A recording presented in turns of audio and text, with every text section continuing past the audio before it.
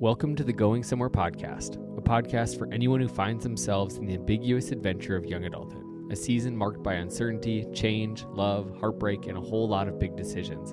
Sit down with me for some real and raw conversations with some incredible people as we dig into what it looks like to be a follower of Jesus in this beautiful yet complicated season of life. If this podcast helps you in any way, please subscribe, leave a review, share with friends, and join the conversation on Instagram by following goingsomewhere.podcast. We're all going somewhere. We might as well go there together. Let's dive into today's episode.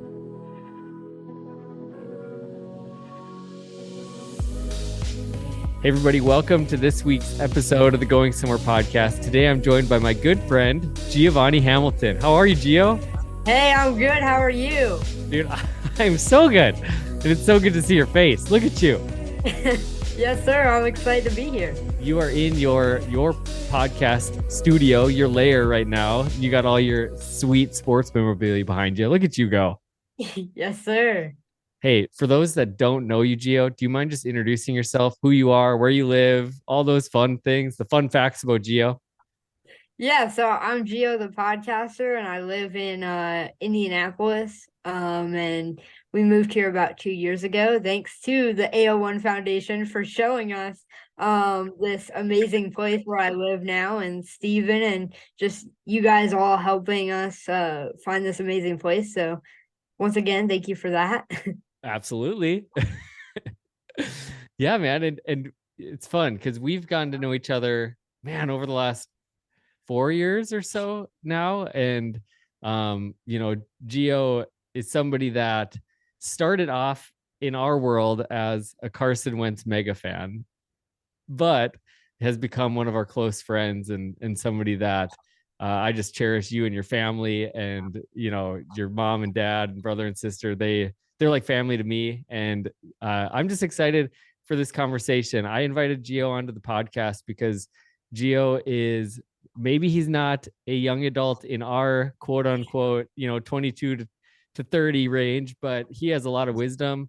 Gio, you've walked through a lot in your life, and you live with just such a boldness and an incredible perspective in your everyday life. And I just want to talk about that and how you've gotten to where you are and what God's doing in your life and your future, all those fun plans. So let's just jump into it, huh? Yes, sir. Awesome. Well, do you mind just telling us, you were born, and not everything was like, oh, wow, everything's perfect. Here's Gio. Yeah. Your story starts right off the bat. So do you mind just telling us just kind of about your medical condition and what that's been like? Yeah, so the other day, actually, it's funny that we're talking about this because we're pulling boxes out of the attic from things of my childhood and everything like that. And we found my mom's notes to the doctor after I had been diagnosed with this rare condition. She was pregnant and at work just writing down all these notes. I see like 5 pages front and back of just notes asking questions. So it was like, I've had such a great support system from the beginning with this rare genetic condition. And what I have is SJS, and she's just been a huge supporter for me ever since, even before I was born, which is super awesome to see that up close the other day. And there was so much unknown territory going back and reading my mom's notes. They didn't know what I had because what I have is so rare. There's less than 100 people in the world with what I have. So it's pretty hard to get it treated and treated right. I mean, you go to a different doctor and they each say something different. So you kind of got to put your faith out there. But I've been so fortunate, especially this year, to put my faith into a doctor named Dr. Tiskland here in Indianapolis, who was able to break both my femurs, put them back into place so I wasn't knock-kneed. And for everybody listening who doesn't know what knock-kneed is, it's when your knees are supposed to be like this, but mine were like at a slant like this. So I was kind of hobbling around for my entire life. And I've never been able to walk really good or anything like that, or I'd get sore. And it got to the point where, because I was knock-kneed, all my cartilage had just been stripped out of my knees. So I had no more cartilage. So it was just bone on bone scraping every time I would walk. So I've been so fortunate this year to kind of experience walking for the first time. And I'm so blessed because I'm able to experience that. And especially for my future and my future plans of being an NFL reporter, to be able to walk is everything. So it's just, I'm so blessed that I have the medical staff that I do here in Indy. And I just am forever grateful for you and the AO1 Foundation for showing us this amazing place, because without you guys, we wouldn't have been able to fix my legs. Oh man, that's so cool though to hear, that you've had some success, and, you've obviously, this is something you've had since you were born. It's something that, when you first met Carson and came into our orbit, you were still in a wheelchair, and so to see where you're at now is so fun and so exciting. But how many surgeries have you had in your life? I'm 16 and I've had 30 surgeries. It's crazy. That's wild. That's wild. You're on like a 2 per year track. Right. Yeah, it's not ideal. No, and so many of them have been joints and breaking. You were talking about how your new doctor is so great, and then the next word out of your mouth was, he broke my 2 femurs. It's like for the good. Yeah, right. But you've been through so much, and so what were like the low points like, and and what was it like when, I'm sure there was days where you didn't feel like there was hope, that you felt like you were kind of confined to this, rare disorder that you were born with, and that was the picture of your life. And what was that like in that space? Yeah, 100%. It's been a very tough, and I have so many rough days. My day-to-day looks kind of rough just because I'm dealing with my own mental health stuff going through this. But I've been so blessed to have had the opportunities that I've had that kind of make up for it. But it's been pretty rough from a young age. When I think my first surgery was an eye surgery, where they go in and they strip the muscles from my eyes because they're forcing my eyes closed, which could make me blind if we just let it go. So I've had almost 10 of those surgeries in my lifetime. I've also had an eye surgery where they would go in above my eyebrows and raise up my muscles and then put in pins to keep it there. I've had like 3 of those. And my most intense surgery, I would say, is my jaw surgeries. They had to go in and break both sides of my jaw, put in a plate that would extend when there was pins coming down out above under my chin, and we would have to turn those 2 times a day, and it would expand my jaw. And I couldn't eat for like 6 months, and then I finally got it out and I could eat again, but it was like I had to take it slow. And if you know me, you know how much I love food. So it was difficult. It was difficult. And then also, just with some of these intense surgeries that I've had, I haven't always been able to go to school after having such big surgeries, because there's a lot of risk with infection and things like that. So it kind of did feel like, I had to forfeit my childhood, which looking back is completely okay, because I got so many more opportunities, because, I meet Carson. That's such an inspiring moment for me. And then after that, I just, started the podcast. I've been on NFL Network, had my own special on ESPN, done all this cool stuff. I go to the NFL Combine every year. I get to go to games. Like, I'm so blessed. And, the fact that I've been able to do all this stuff, only being 16, is just, I'm so fortunate and so excited to see what my future holds. But it's been rough. There's been some rough days, but at the end of the day, when I look at it and I count my blessings, it's been all worth it. And your perspective is inspiring. And I think for anybody listening today, I think just to meet somebody who's 16, has been through 30 surgeries, such a life altering condition, and your everyday life is so much different, yet you have so much hope and optimism. Like, what has led to that hope and optimism? What were some of the key moments or some of the key opportunities that kind of sparked, hey, I want to live a different way. I want to live with a different perspective. Yeah. So when I was little, I used to be wheelchair bound. I used to not be able to walk at all. And I would just always, kids would come up to me and be like, wow, I wish I was in a wheelchair, then I wouldn't have to walk anywhere. And it's like, when kids are saying stuff like that, they don't mean it in a malicious way, right? But it hurts because it's like, no, you don't wish that. You really don't, because I always just wanted to go out like in the playground and run with the kids and play with the kids and do everything, have sleepovers and everything. Steven, I haven't had my first sleepover until this year. Like it was crazy. But yeah, it's just when things like that would happen, or I would get made fun of or things like that, it would just put it in perspective that I don't want to be um a malicious person. Because whether those kids who make fun of me are malicious or if it's just ignorance, something still has to change. So I want to be the light. So I want to change kids and change people in general, because as I'm growing up, I'm seeing adults hate on me on Twitter, on Instagram, tell me to fix my teeth and get braces and things. Like it's a normal everyday occurrence.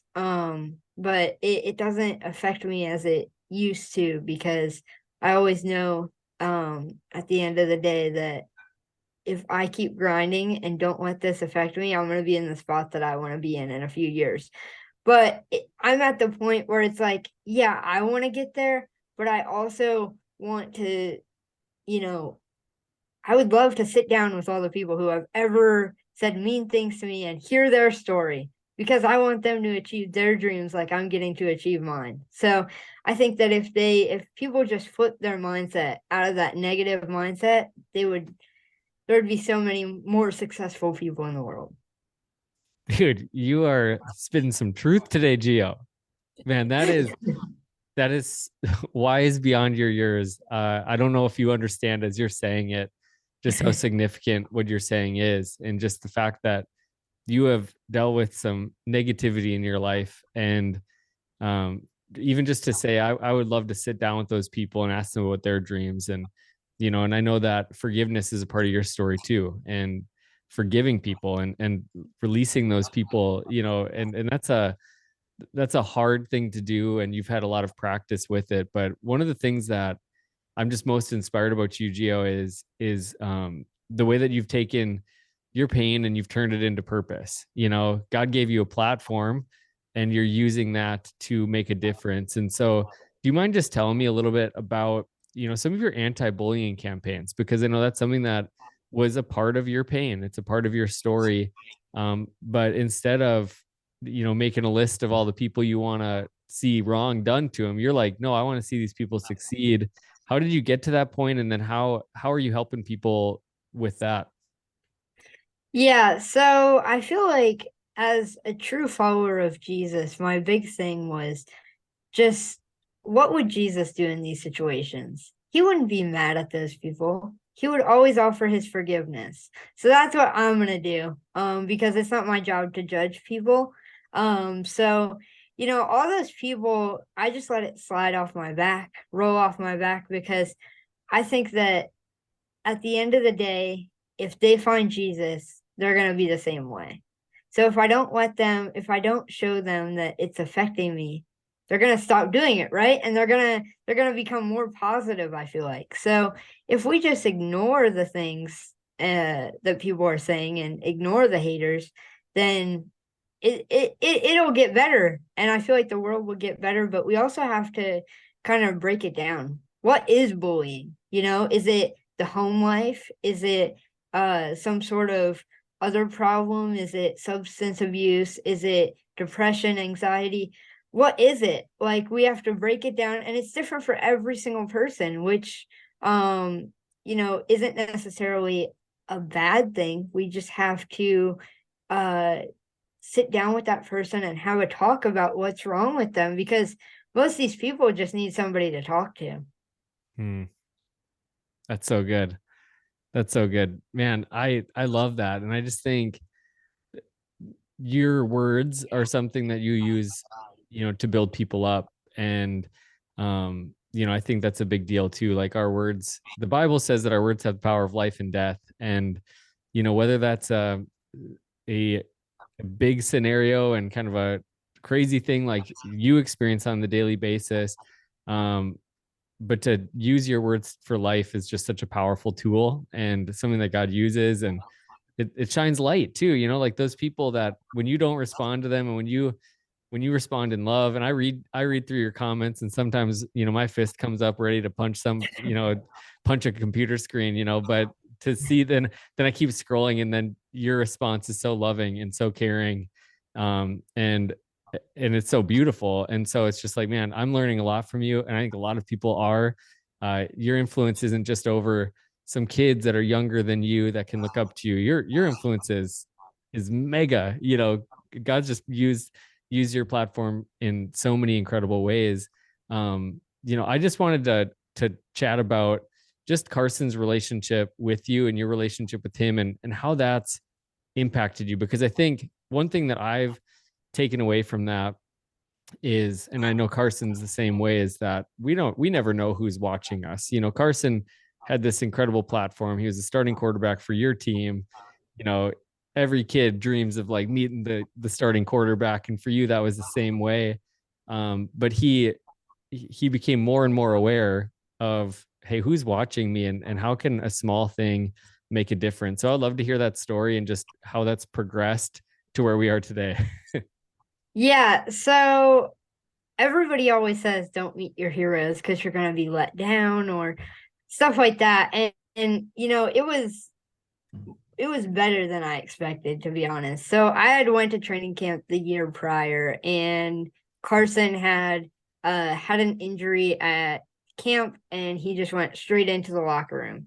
And so we were pretty sad. We come back the next year not expecting to meet him. And then it gets to the end of the line, and I see a guy with red hair. And I'm like, that's Carson. And then he walks up to me. Obviously I start crying and say, you're my hero and all that stuff. And from that point forward, I knew that, the way that he made me feel and so happy, and just made me forget about all of my medical issues watching him play football. I want people to look up to me like that.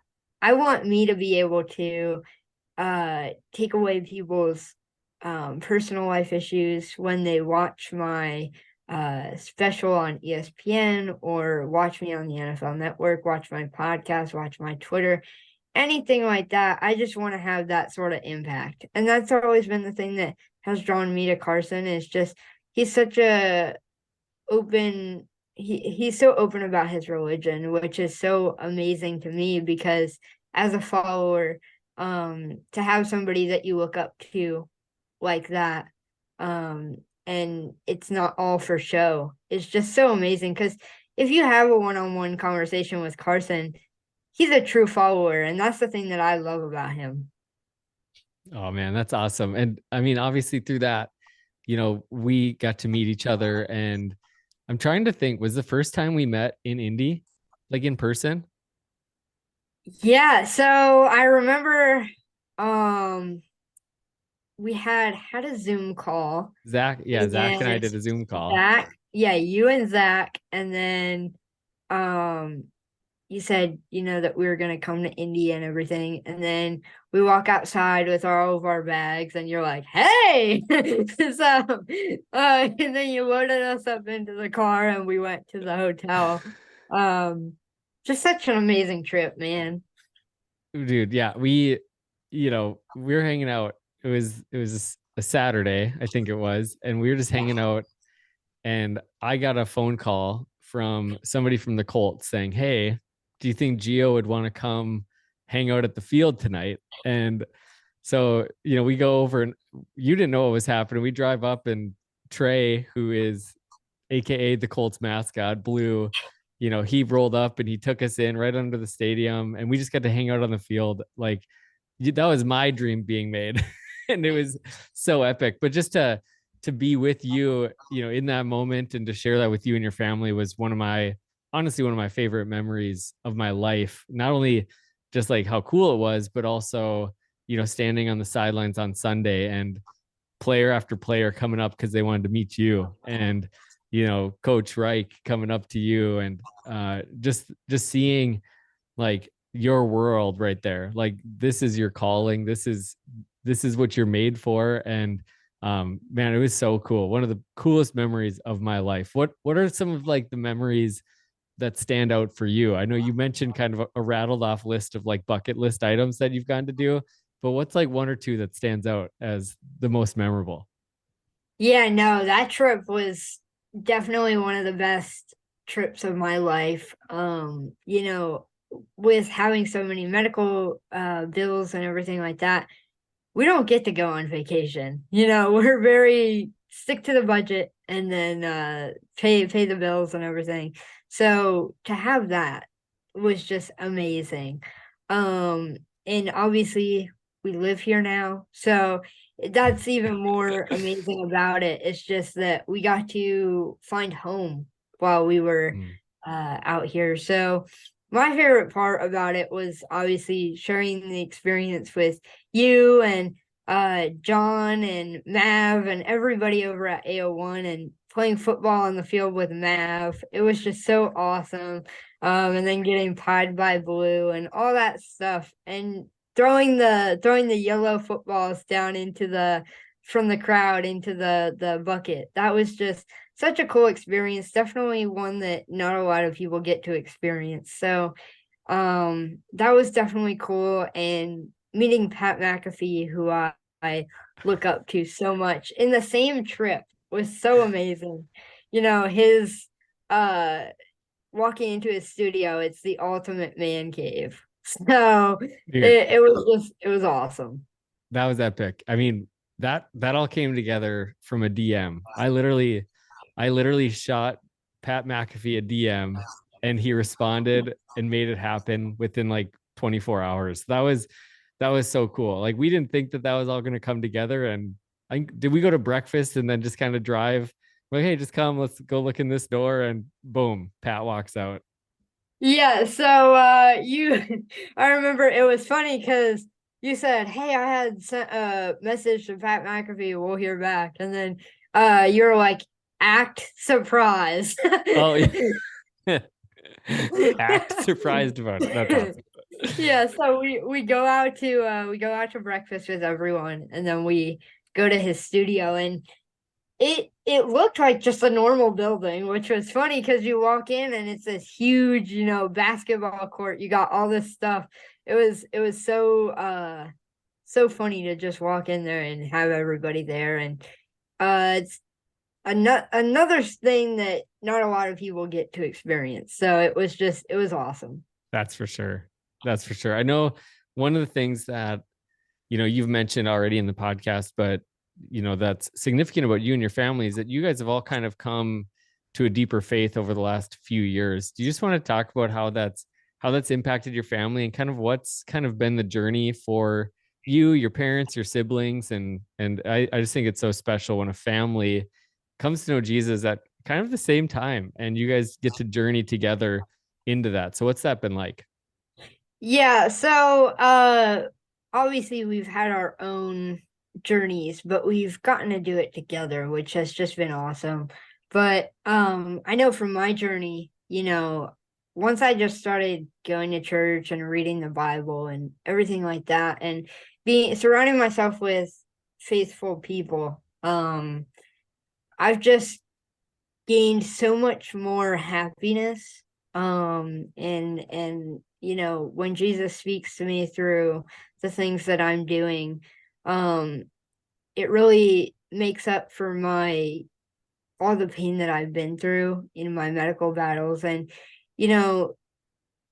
everybody always says Jesus gives his strongest battles to his strongest warriors. And so to hear that, and it's like, oh, Jesus thinks I'm a strong warrior. Like, it makes you feel good. So it's been a tough journey to get here, because I always was like, why me? Why am I experiencing this?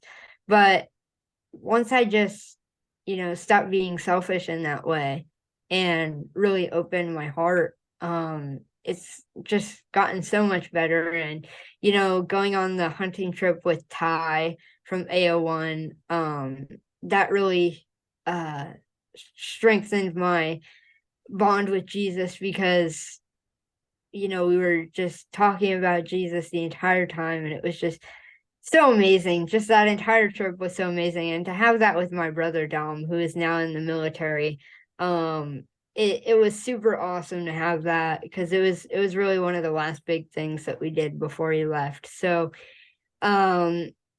just everything that AO1 has done for me, I feel like has strengthened my religion and my belief in God. And it's Traders Point also here in Indy.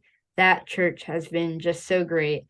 One actually just opened, one branch of Traders Point just opened by my house. So I was super hyped about that. Really? That's awesome. Yeah, I just went last week. It just opened, and it was phenomenal. It was packed, which I loved. So that's so cool. That's really so great. awesome. Man, I love it. I know, you got baptized not too long ago. I can't remember how long ago it was, and everybody sent me pictures and videos and stuff. And what a cool thing, man. What was that like? Yeah, it was awesome. Just, I felt that I was ready. I had to wait until my bond with Jesus was at the right point, and I had finally gotten to that point, and I was like, I need to get baptized. So I just think that to have that, it just started a whole new life for me, which was just absolutely amazing. That's so cool. I love it. I love it. I know, I'm going to plug your podcast, because I think you just do such a great job breaking down sports and stuff on Twitter. What do you call the film when you break down film? Gio. Film with Gio. And you just have this cool awareness of football, and so we got to talk about it. Playoffs are coming to a close here. Right now when we're recording, it's Wednesday. So the AFC NFC championships are this weekend. Who do you got? Lions or 49ers, Ravens or Chiefs? What do you got going? I want the Lions to win, because I do not like the 49ers. The Eagles and the 49ers have this huge beef ever since last year. So I want the 49ers to lose. And I think the Lions have the ability to win this week, which is super amazing. Aiden Hutchinson has worked his tail off. So I'm super excited for him. And Jared Goff just being really the underdog, and Amon-Ra St. Brown, all those guys are just so amazing. But then you look at the 49ers, and they have a Christian McCaffrey and a Brock Purdy and a Deebo Samuel. So it's gonna be a tough game, but I think the Lions have a lot of potential. But then flipping to the AFC, I want the Chiefs to get eliminated more than anything. Not even because of last year's Super Bowl, but I just want the Taylor Swift stuff to end. Like, I want that to just stop for the season. I do not want to see her while I'm trying to watch football. Like, but then you won't get to see Jason doing his stuff either. I know. I mean, he really did. He took the spotlight last week, which was so amazing. He took the spotlight from Taylor Swift. He said, you know what? The shirt's coming off. So it was awesome to see him partying with Bills Mafia and everything like that, though. That's awesome. So you got, who do you got in the Super Bowl? Who do you got winning? Ooh, I got Lamar and the Ravens versus the Lions in the Super Bowl. And I got the Ravens winning. All right. You heard it here first, everybody. That's maybe not. Gio, you've probably been talking about this, constantly, but no, that's awesome. What's kind of on the docket next in your life? Like, what are you most looking forward to over the next couple months here? Yeah, so in the next couple months, I'm gonna be going to the NFL Combine, which I'm super excited about. It's always so great every single year, going and being able to talk to Coach Sirianni and Mr. Roseman and all the coaches around the league and all the GMs and all the owners. It's just so amazing, and also to just be in a room. So I'll explain how the combine's set up. So when you walk in, it's just a bunch of podcasters, and then there's a black screen, like a black tarp. And Okay. then you walk back to the black tarp from the right side, and you look around, and there's an NFL Network booth where they're recording. There's an ESPN booth, and then you got Ian Rappaport and all these guys walking around, Adam Schefter, and you're like, I don't feel comfortable here. Like I'm not big enough to be here. And you just walk back, and then you see booths with every coach that you could think of.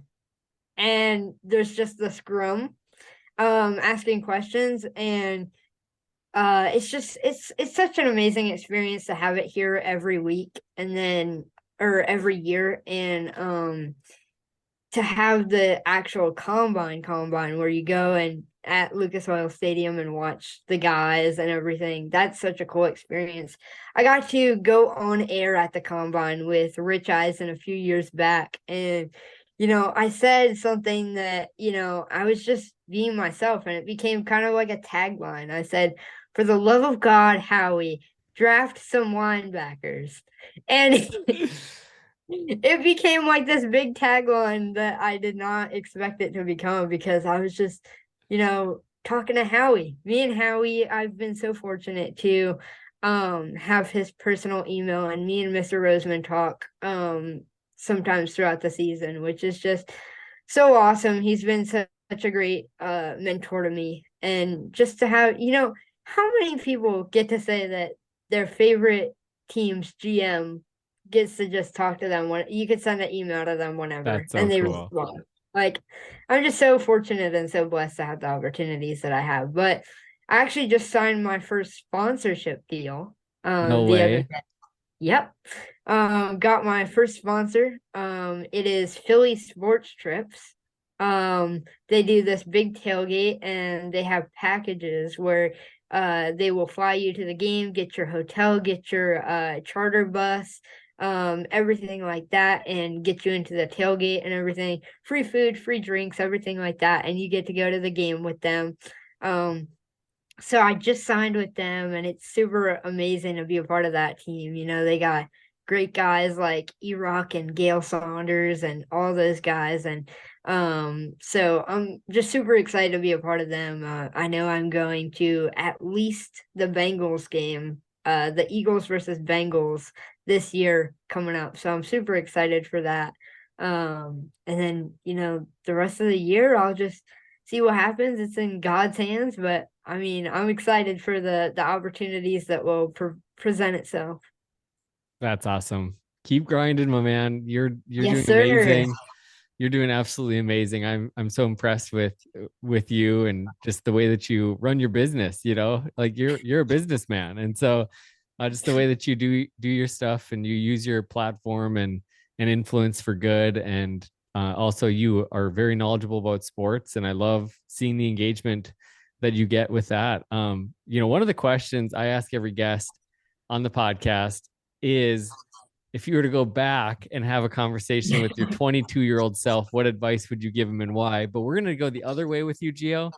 If you were to go to the future and talk to your 22-year-old self, young adult self, what advice are you giving him? I would just see how he is and see what he's doing. I think 22 me, I will be probably in college. So, I'm hoping that I'm at IU. So I'm just gonna kind of scope out where I am and just hopefully he's doing what he loves. Hopefully he's working with the NFL Network and stuff like that. But the biggest thing that I would look for in 22 me would be, is he letting the fame affect him, or is he still the same person? Because I always want to be the same person no matter what. No matter how famous I get, no matter how rich I get, no matter anything, I just want to be the same old Gio. I want to still go out in my community and give back and do everything like that. So I would definitely just tell him, make time for the people that matter, and just have the same values and have the same morals, and keep being nice and keep spreading the same word that you did when you were 16. Love it, man. We'll watch this together in 6 years and yeah, see how it resonates. No, I love that, man. I appreciate you, Gio, and I appreciate your family. Just they mean a lot to me, and I got to spend some quality moments with you, but also with your family, and they're really significant to me. So we love you guys. How can people find you? Where can they track you down and see all the amazing stuff you got going on? Yeah, so go to YouTube and search up the Giovanni Show, and you'll find me. And then go to Twitter and Instagram and search up Gio the Podcaster, and you'll find me there too. Awesome. Well, we'll make sure to include that in the show notes and everything else. But thanks for coming on, Gio. This has been so much fun. And hey, everybody, thanks for listening today. We love you, and we'll see you next week. Thank you.